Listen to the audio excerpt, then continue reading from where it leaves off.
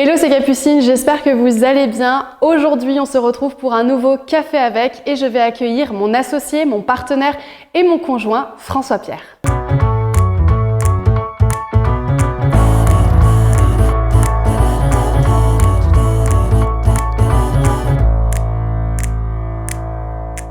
François, je suis super contente que tu sois parmi nous. Ça me fait extrêmement plaisir de t'avoir ici.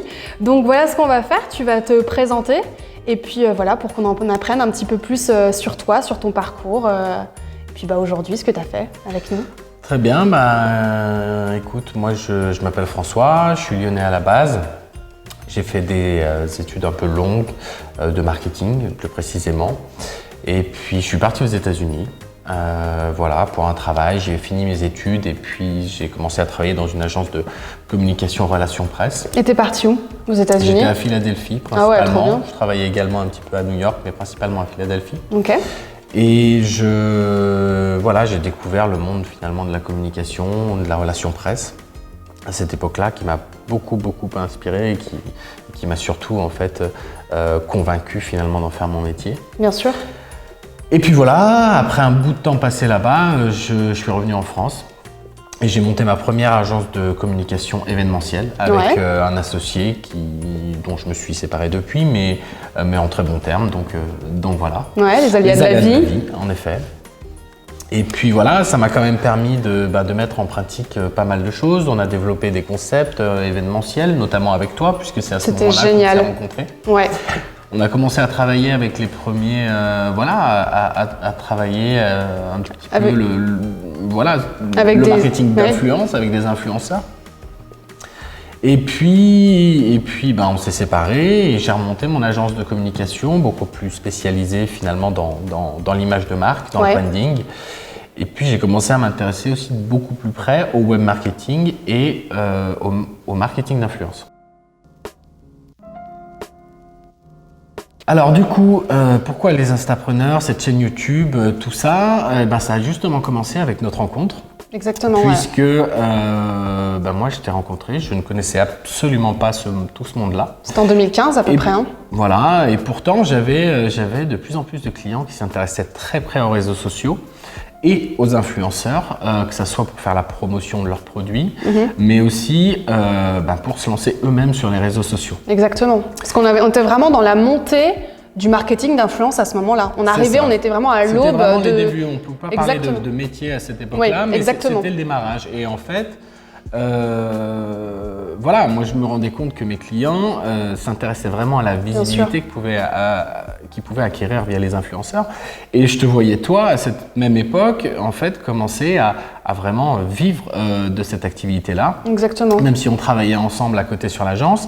Et puis voilà, je me rendais compte du train de vie que te procurait aussi ce nouveau métier, entre guillemets, qui n'en était pas encore un. Exactement, il y a énormément de points positifs. Voilà, donc que ce soit les événements, les cadeaux, les voyages, les revenus conséquents. Et puis pas de patron aussi, mine de rien, j'étais indépendante. Voilà, t'étais indépendante, vous avez vous, mais voilà. Mais t'étais indépendante. À mon compte. Ouais. Voilà, et voilà, j'ai décidé de regarder et ça faisait sens pour moi puisque j'avais l'habitude via mon agence de vendre des placements publicitaires sur des médias plus traditionnels comme les magazines, dans la presse, la radio. De la télé, radio de temps en temps, affichage aussi. Et je me rendais compte que l'avantage du marketing d'influence, c'était que la clientèle pouvait avoir un retour chiffré, instantané, qui leur permettait de vraiment maîtriser en fait le retour sur investissement. Oui, de vraies statistiques, de ciblage au niveau homme-femme, géolocalisation, de retombées, et puis aussi en termes de création de contenu. Parce que pour une marque, ce qu'il faut savoir, c'est que pour faire de la publicité, généralement, c'est des coûts de production. Si c'est de la télé, c'est des acteurs, c'est du matériel. C'est des régies aussi qui viennent se mettre entre la diffusion et la création de contenu. Et du coup, tout ça faisait que c'était un nouveau créneau hyper intéressant pour les business. Et puis aussi, je rebondis, c'était pas la vraie vie. C'est-à-dire que là aujourd'hui, les influenceurs, même à l'époque, quand on mettait en avant un produit, c'était quelque chose que l'on ancrait dans notre quotidien. quand c'est un acteur, on ne sait pas s'il l'a vraiment utilisé, si ce qu'il essaye de transmettre aux téléspectateurs est la réalité. Du moins pour les influenceurs rigoureux et honnêtes. Bien sûr. Mais en effet, l'idée c'était aussi de venir placer en fait les produits dans un quotidien bien réel, dans un univers bien précis. Et voilà, on se rendait compte qu'on avait des résultats exceptionnels. Bien sûr. Pour finalement un prix beaucoup plus bas aussi. Et également.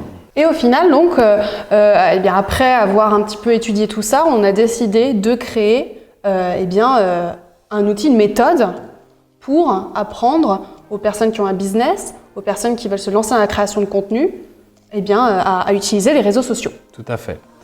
En fait, en voyant tout ça, pour revenir à ce que je disais juste avant sur l'intérêt de tout ça, aussi bien pour les marques que pour les personnes souhaitant se lancer sur les réseaux sociaux,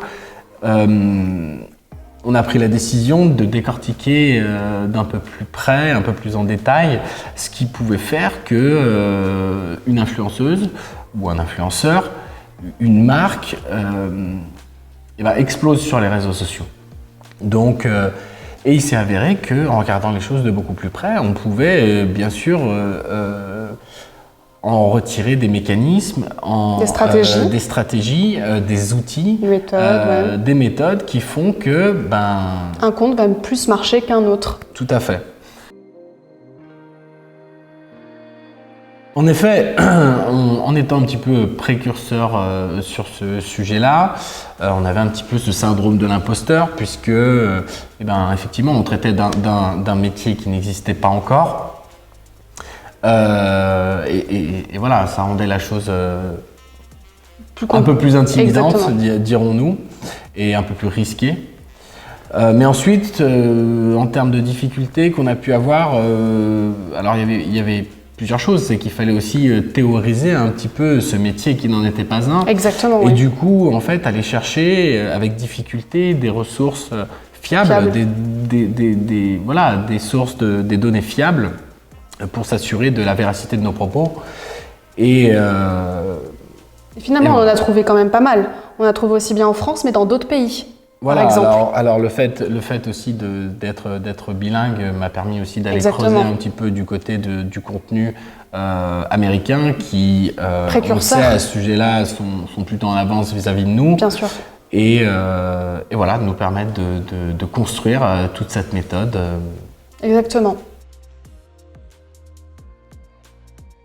Et puis moi je pense aussi à la difficulté de tous les jours du fait de travailler ensemble, parce que comme j'ai expliqué tout à l'heure, on est à la fois associés, on est partenaires, mais aussi partenaires dans la vie privée, vu que nous sommes tous les deux en couple. C'est pas toujours facile. Et c'est pas toujours facile. Donc voilà, c'est vrai qu'il y a aussi cette dimension de ne pas ramener le travail à la maison, mais bon, on se soigne. Voilà. On continue parce qu'on se rend compte que voilà, on est très attaché à cette belle communauté qui est vraiment ce soutien, s'entraide et sont bienveillants et qu'on écoute aussi beaucoup et qui reviennent vers nous avec des avis absolument superbes sur ce qu'on a pu faire. Clairement, ouais. Donc on en est très reconnaissant et puis on est aussi hyper heureux de voir que les gens qui nous suivent peuvent avoir des résultats assez exceptionnels et sont partis parfois de rien et rencontrent un succès, un superbe succès. Ah oui, on en a qui sont devenus créateurs de contenu. Il y a des marques qui ont commencé de zéro en n'ayant même pas de compte Instagram et qui en quelques mois ont explosé. Donc on est vraiment très contents. Et moi je voulais vraiment insister sur le côté famille, parce qu'on est, les Instapreneurs, une grande famille. Ils le disent, c'est pas que nous on le dit, c'est vraiment, ils le disent. Il y a une bienveillance, il y a une entraide auprès des Instapreneurs qui est extrêmement touchante. Voilà. Et j'ai vraiment envie qu'on appuie là-dessus parce que c'est vrai quoi. On est très heureux à ce niveau-là. Et on a leurs avis d'ailleurs, on est très très touchés de voir que beaucoup nous remercient très régulièrement pour ce qu'on a fait. Donc voilà pourquoi continuer cette belle aventure. Et continuer par fierté aussi, tout simplement par fierté de ce qu'on a réalisé, encore une fois par rapport à ces beaux retours. Et puis parce qu'on a aussi plein d'idées, plein de choses qui vont nous permettre d'aider plein de gens toujours plus. Donc voilà. Et puis de se dire qu'on l'a fait, quoi. On a entrepris quelque chose, on a créé une très belle entreprise qui aide des gens et de se dire, punaise, on l'a fait. Il y a quelques années, on s'est dit, on tente quelque chose, mais est-ce que ça va marcher? Bah oui. 3 ans plus tard, on a réussi, on est très content. On est une énorme équipe, on est une belle team aujourd'hui. On était 3 quand on a commencé, maintenant on est 6. Je trouve que c'est extraordinaire, quoi. Tout à fait. Alors moi, je traite beaucoup plus de la facette business derrière tout ça.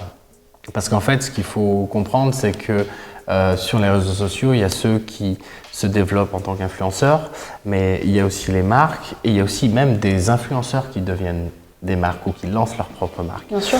Et en fait, ce dont il faut se rendre compte, c'est que les réseaux sociaux, c'est un socle, c'est une base, mais qui permet d'acquérir une certaine visibilité, mais qui ensuite permet aussi d'aller beaucoup plus loin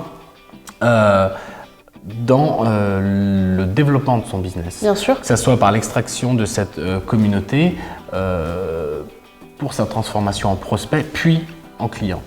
Donc voilà, moi c'est plutôt cette facette-là que je maîtrise et que tu gères. Je gère également dans l'équipe et dans notre manière d'aborder les instapreneurs. D'accord. Et t'es content? Est-ce que ça te plaît justement cette casquette-là? Est-ce que c'est ce que je sais faire, donc voilà. Parce que toi, du coup, tu ne souhaites pas passer à la caméra. Non, c'est pas mon truc. D'ailleurs, vous devez le voir, mais non, pas spécialement. Mais même sur mon propre compte. Non. C'est vrai que t'es vraiment un homme de l'ombre. Non. Voilà. Et même pour la photo, c'est pas un univers qui te plaît en particulier. Vraiment, justement, tout ce qui est. C'est pas que ça me déplaise, c'est que c'est pas moi, tout simplement. Donc, je sais en parler puisque ça fait aussi partie de mon métier. Voilà, je m'éclaterais beaucoup plus dans l'écriture ou voilà. Ce que tu fais aussi déjà, mine de rien, parmi nous, l'écriture, etc. Tout à fait. D'accord, c'est très bien. Du coup, 2 ans plus tard, plein de choses, plein de choses, parce que plus de 2500 personnes nous ont rejoints et parce que plein de choses sont en élaboration. Exactement, il y a une belle évolution. Voilà, et de nouvelles choses devraient pas tarder à sortir. Oui, c'est un teasing, ça, donc on va pas trop en parler. Voilà, on va pas trop en dire plus pour l'instant, mais donc de plein de nouvelles choses pour satisfaire des demandes qu'on reçoit régulièrement. Ouais. Et même aussi au niveau du format, d'où cette chaîne YouTube qui est. Qui est là aussi pour faire connaître au plus grand nombre. Les conseils et les stratégies pour bien développer son compte Instagram et ses réseaux sociaux. Au sens plus large, voilà. Des conseils, je sais pas, mais en tout cas, j'ai l'assurance d'une chose, c'est que le monde d'aujourd'hui, pour un entrepreneur, est certainement beaucoup plus simple que pour des entrepreneurs d'il y a 50 ans, qui nécessitaient généralement pour se lancer de faire un prêt, de devoir s'endetter sur 10 ans, 20 ans, 30 ans pour faire tourner la boutique. Aujourd'hui, on a des outils comme les réseaux sociaux qui permettent finalement à tout un chacun de se lancer. Finalement, avec un téléphone et une connexion Internet. Bien sûr.